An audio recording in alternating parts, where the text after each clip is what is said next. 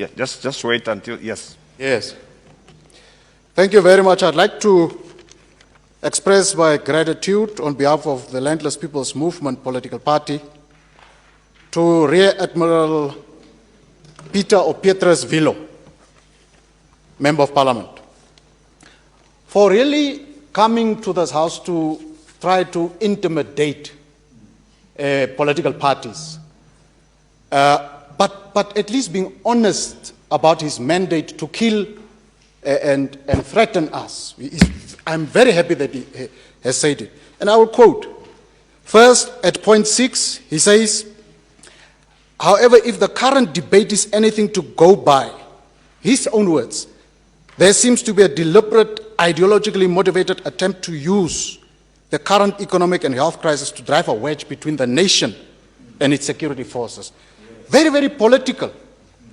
I probably written for him by some sort of a political person. Very political and himself very deliberate in trying to assess how our response will be on the basis of his threat. And he says ideological. So he says, therefore, there is a systematic approach by those that would talk about figures around the military. And therefore, he invokes a very old theory, what is called military supremacy of the armed forces within a democratic space, which forms part of the essential deep state, meant to either subvert or consolidate the power base of their choice. Very, very bad. Typical African Minister of Defense speaking, paid to harass others. I continue because he likes also to quote a number of Americans. Very interesting that he, by the way, chooses to quote a lot of Americans. Point 8, he says, and it's paragraph 3, he says, a well-ordered modern state is defined by a monopoly. Listen to this, Honorable Chairperson of the Whole House Committee. A well-ordered modern state is defined by a monopoly on the legitimate use of force, which allows domestic markets to operate.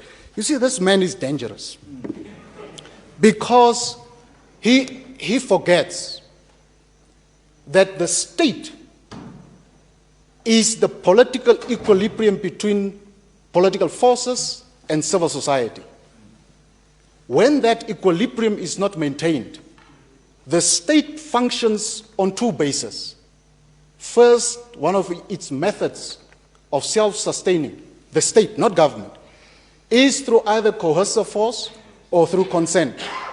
This minister never speaks of consent as a way of governance. It's coercive force. Very dangerous in a small country. I proceed.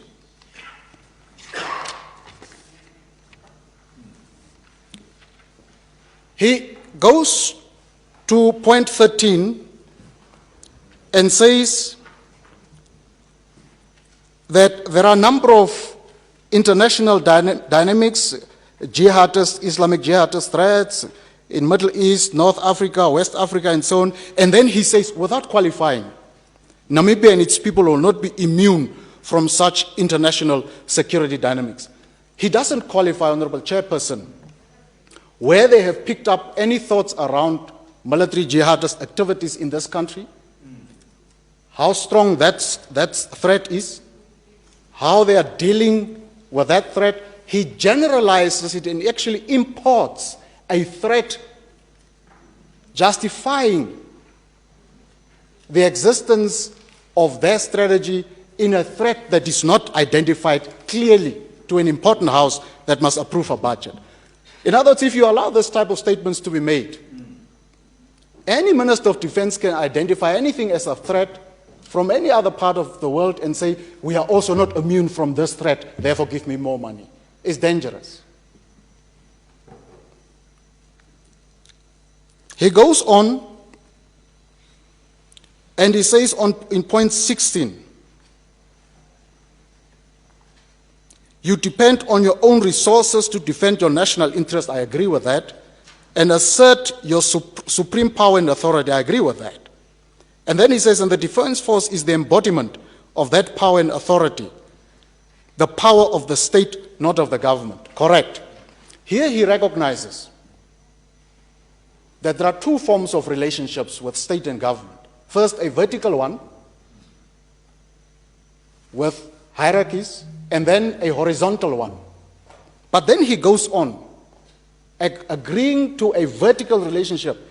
He goes on and then concedes a horizontal relationship in saying, in addition to being instrument of the state, the Defense Force is part of the government, which in turn is an element of the state.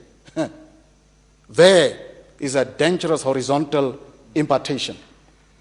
When he quotes the Americans, and I agree with him, some of the things that the Americans are saying and some of the political philosophy that he stands for, some of it.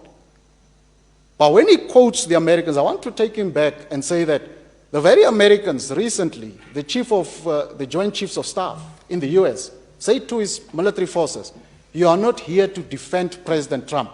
In other words, you are saying you are not here to defend a government, but the state. Here our Defense Force Minister is telling us he's essentially here in a horizontal relationship. In other words, in a very close partnership with the government. Very dangerous. And therefore, he says that the Defense Force, in its horizontal relationship with the state, with the government, is actually a political instrument. That is the concession that he makes without making it. I want to wrap up and move on.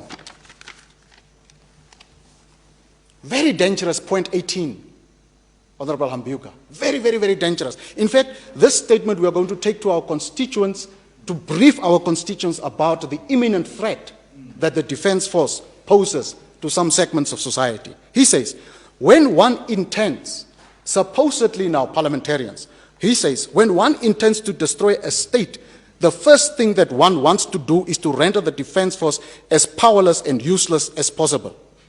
He goes to 19 and say, hence, he connects it. In other words, this statement of 18 is conjunctionally connected to point 19 because he says, hence, it's a connecting word. Wanting to change the government by weakening the Defense Force has the unintended consequences of destroying the Namibian state. In other words, he says, in order to, he says it without saying it. In other words, those of you that want to change the government through whatever means, first come through the Defense Force. That's what he says. This is what the statement says. When you interrogate it with serious intellectual capacity deployed to untease the unwritten, he says, therefore, so we should be careful not to throw out the baby with the bath water by politicizing the military. He says, therefore, so we should be careful not to throw out the Swartbooi party government with a bath. This is what he says. And the Honorable Yvonne Downsap knows what the principle, and the Honorable Shifeta, my senior, a man whom I respect so much, knows. The principle of syllogistic reasoning. Courts use it a lot. Deductive reasoning. When you are able to use reason to arrive at a conclusion, what a person says without the person saying it. Because you use tools of interpretation to arrive at a conclusion. Ambiko, what are you looking at? Look at me, please. I'm looking at you and I'm looking at the time. I respect you so much. I'm looking at you and I'm looking at the time. Yes. So this statement of the Honorable Minister, Rear Admiral retired Petrus Vilho, MP, is a soldier who is basically preparing the cannons, loading the cannons, and saying, Venani, what did you say? Swartbooi, what did you say? This is what this amounts to.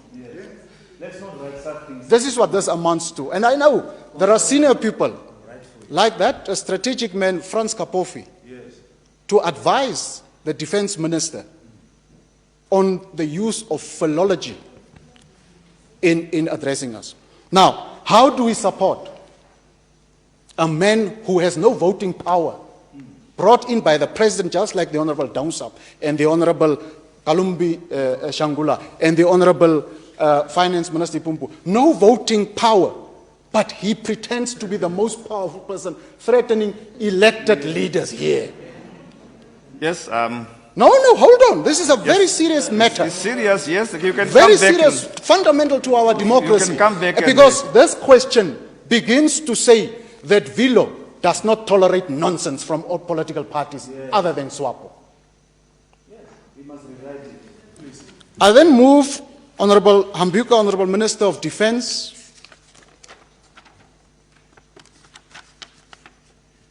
to an important matter where the freedom and independence struggle of this country is connected from 1960 only. And the ideological, theoretical, and teleological connection to who struggled and who won freedom ultimately for this country starts in the 1960s. And therefore that freedom struggle is also ethnocentric in its posture as it relates to government programs and policies and who government, in other words, state resources must benefit. He says, point 9 in the other one of Veterans Affairs, that the history of the liberation struggle, quote unquote, is to be preserved for future generations. Only liberation struggle. He doesn't say, as a defense minister, that the history of the genocide struggle must also be preserved. Doesn't say that. But he makes reference elsewhere about our forebearers having struggled through a genocidal gaze of the Germans, as the Honorable Margaret Mensah spoke about. But he jumps, typical of SWAPO political philosophy, he jumps and says, only the history of the liberation struggle, in other words, only the struggle of the 60s must be deliberately preserved using state resources. This is what the Honorable Vilho, Member of Parliament, without any voting power, comes to tell us that has voting power. Now, of course, I understand he's a military man. There are certain limitations of military people. There are certain approaches of military people. These two statements, we are going to make a thorough analysis of these further, and we're going to report back to our constituents. I now move to the last part, having been very surprised, as Venani would say, fundamentally surprised by this statement. On a matter in which defense forces are being deployed to achieve different political outcomes in various spaces and places where SWAPO party may not be strong. As we are speaking now, we are aware that there are plans to do some few things in Otavi.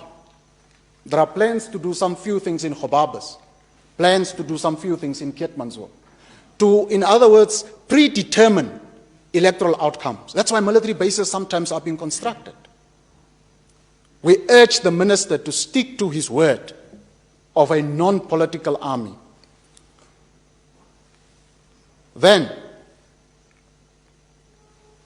after the November elections, those officers who are Nama Damara, some who are Herero, in certain geographic areas, suspected of having voted for LPM, have been harassed in the military system. Even yesterday, I was talking to a person, and if your surname is Swartbooi in the military, you are related to Bernadus. You must be dealt with. You must, your promotion must be stalled. Now, the other day, I was explaining certain things, and I'm finishing. Yes. I'm saying this story to explain an intellectual concept called cognitive dissonance. I was explaining to the Right Honorable Deputy Prime Minister about my experiences, which Honorable Kapofi denies at a broader level, not the specific ones, but he denies at a broader level, of how intelligence and military individuals were assigned to try to harass and humiliate us. And some of us are very sharp shooters by DNA. We have had to defend ourselves. We have had to drive vehicles of ours so fast that we couldn't even recognize which town we have arrived at until we decided, no, a shoot for a shoot, a chase for a chase, a knife for a knife. That is the harassment that we have gone under for 4 years under SWAPO party government. And it's good There was somebody that was a minister that was found guilty by a court of law and then came to me and said, when you are that side, things are fine. When you come that side, there's no independence of judiciary, there is no safety and security, your salaries, your bank accounts get closed and so on. Now, the Honorable Deputy Prime Minister, when I was relating this thing to her, denies it, and Shimi was there. That is called cognitive dissonance. When you are confronted by facts that you know are true, but you don't want to see those facts, all you do is deny. And that surely is what the minister will be doing now. Cognitive dissonance. It's a word, a concept developed by Frantz Fanon. Cognitive dissonance. You deny flatly what you know is true, but what you don't want to come out. Now, Honorable Ambilka, on the basis of the threats herein contained, Are you not done, eh? and on the basis that the military does not represent the total interests of the people of Namibia, given this type of leadership, we find ourselves unable to support the budget vote. Thank you very much. Thank you. The next one is Honorable Kawana.